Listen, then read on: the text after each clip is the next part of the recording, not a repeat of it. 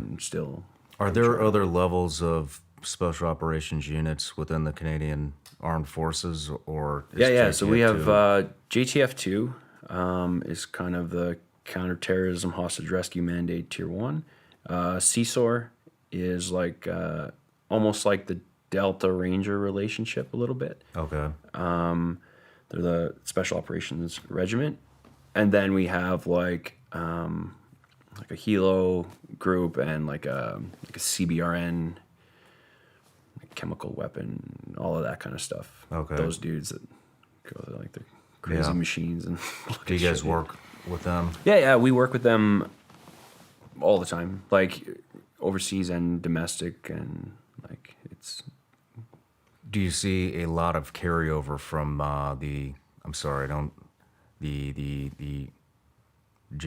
like the Ranger relationship that you were just talking about with that other unit? Do you see a lot of draw coming from that unit into JTF2? Yeah. I think even more now. I don't know if it was set up this way, but there's a lot of guys now that go there first and then come to JTF2. Okay. Yeah. So you do the psych test, you do the physical test. Do they give you like a, hey, you're in immediately, or is it a long wait? No, it's a funny one actually. So you'll know if you pass the test because you know what the times are, you know what the numbers are. And there's like a physical, like a PSP staff. They're like, okay, that's your push-up number. Good. Here's your run time. Here's your pull-ups. Here's your whatever. So you know if you passed the physical test.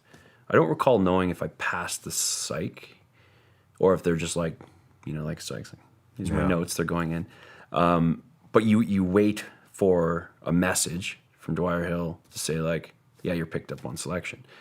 So I was training with a group of guys to get ready for it. And we were giving her like 2 or 3 workouts a day, and like our chain of command was giving us time to do it, and we got really good support in that sense.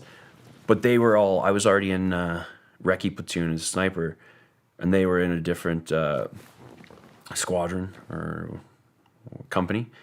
So I was going out for a run, morning PT, and I think it was all 3 of them were like, oh, we got our message. We're picked up to go on selection. I was like, well, where the fuck did you find that out? And I'm like, oh, Sergeant Major just told us. So I'm like, well, I didn't hear fucking anything. What the hell? So I went and found my Sergeant Major. I was like, he's like, what do you want? Do you have anything to tell me? He's like, oh yeah, you're going on selection. I was like, fuck. Like, thank you. And then I went and did my run or whatever. But it was just, I don't even know, it was maybe 10 minutes in between. But I was like, am I going? What's happening here? But yeah, so they send the message back to the different units, and you just get word like, show up at this time. And that's all you know. And there's like, again, you see, like I was training in battalion with like, some of the fittest people I've ever met in my whole life. And you'd see they'd go on selection, come back like 3 days later.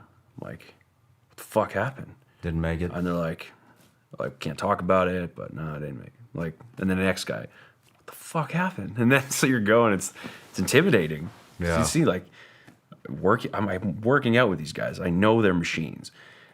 And they're just like, a couple days later coming back. I'm like, a couple days? What happened in a couple days? Like, so yeah, going in, it was just such a mystery, and just the rumors that fly around. So is the hill at the same? Is it at the same base that you're on, or did you have to travel? Is it at another location in Canada? So I was in Edmonton, which is in Alberta. We traveled to Dwyer Hill, which is near Ottawa, and that's where all the selection was run, all around that area. Okay, so you get there, you show up.